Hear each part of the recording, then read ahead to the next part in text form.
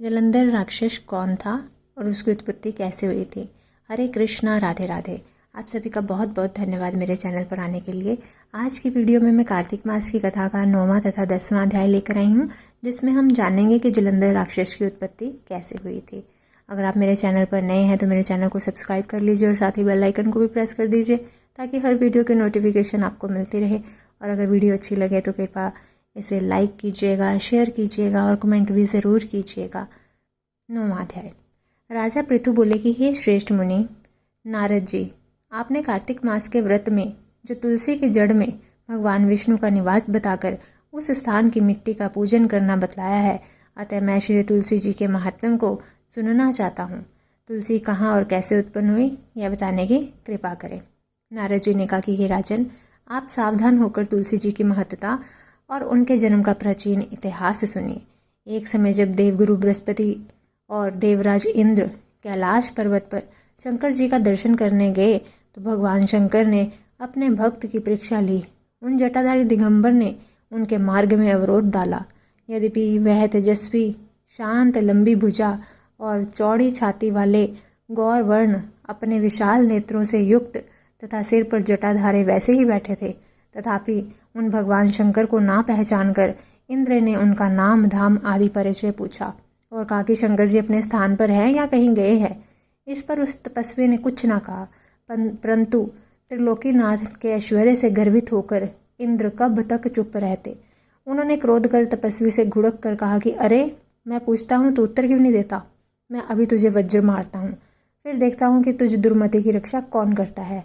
ऐसा क्रुद्ध हो इंद्र ने ज्यों ही उस दिगंबर को मारने के लिए हाथ में वज्र लिया, त्यों ही भगवान शंकर ने इंद्र का हाथ स्तंभित कर दिया और विकराल नेत्र कर भगवान शंकर ने उसे देखा, त्यों ही ऐसा विदित हुआ मानो वह दिगंबर प्रज्वलित हो उठा है और तेज से जला देगा। भुजाएं स्तंभित होने से इंद्र के क्रोध और दुख का अंत ना रहा, परंतु जो ही बृहस्पति जी ने उस पुरुष को प्रज्वलित देखा, त्यों ही अपनी बुद्धि से उसके शंकर भगवान जानकर प्रणाम किया और दंडवत कर बहुत सी स्तुति भी की। फिर इंद्र से भी भगवान शंकर ने कहा कि इंद्र ने भी भगवान शंकर से कहा कि हे दीनानाथ, हे महादेव, अपना क्रोध रोक कर इंद्र के अपराध को क्षमा कीजिए। बृहस्पति के यह वचन सुन महेश्वर गंभीर वाणी से बोले कि मैं अपने नेत्रों से निकले हुए क्रोध को कैसे रोकूं। तब बृहस्पति जी ने कहा कि भगवान, भक्तों पर दया करनी चाहिए। आप अपना भक्तवत्सल नाम सार्थक कीजिए। आप अपने इस तेज को कहीं और स्थापित कर इंद्र का उद्धार कीजिए। तब भगवान शंकर ने गुरु बृहस्पति से कहा कि मैं तुम्हारी स्तुति से प्रसन्न हूँ, जो तुमने इंद्र को जीवन दान दिलवाया है। मैं विश्वास करता हूँ कि मेरे नेत्रों की अग्नि अब इंद्र को पीड़ित ना करेगी। बृहस्पति से ऐसा कहकर भगवान शंकर ने अपने माथे से निकले हुए अग्नि में तेज को अपने हाथ में लेकर क्षीर सागर में डाल दिया।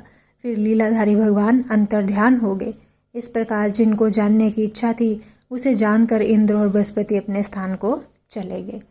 9वां अध्याय संपूर्ण हुआ। 10वां अध्याय। राजा पृथु ने कहा कि हे देवऋषि, आपको नमस्कार है। कृपा कर आप यह कहिए कि जिस समय भगवान शंकर ने अपने माथे का वह तेज क्षीर सागर में डाल दिया तो उस समय क्या हुआ।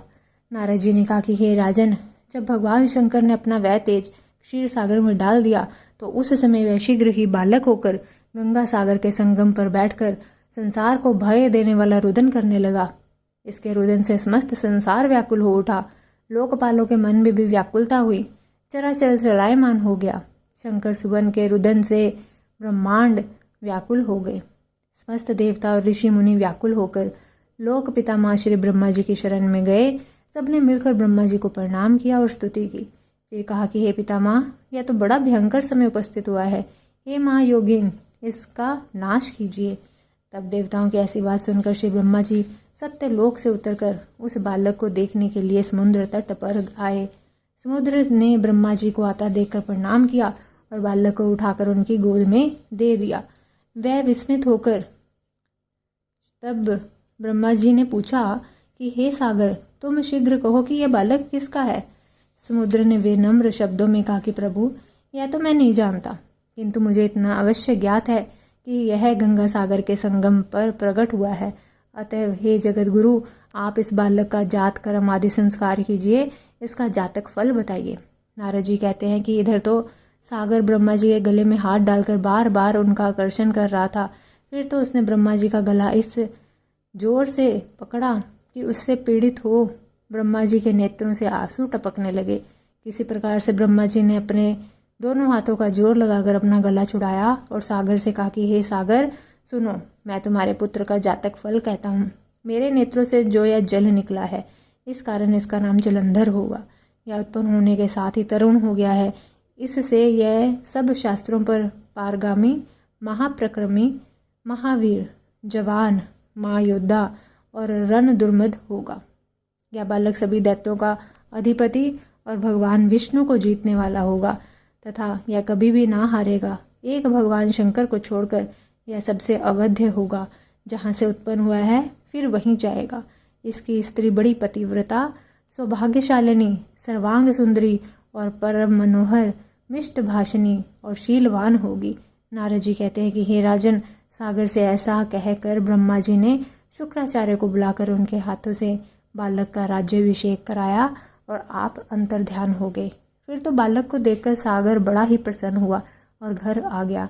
कितने ही उपाय से उसका पालन कर उसको पुष्ट किया।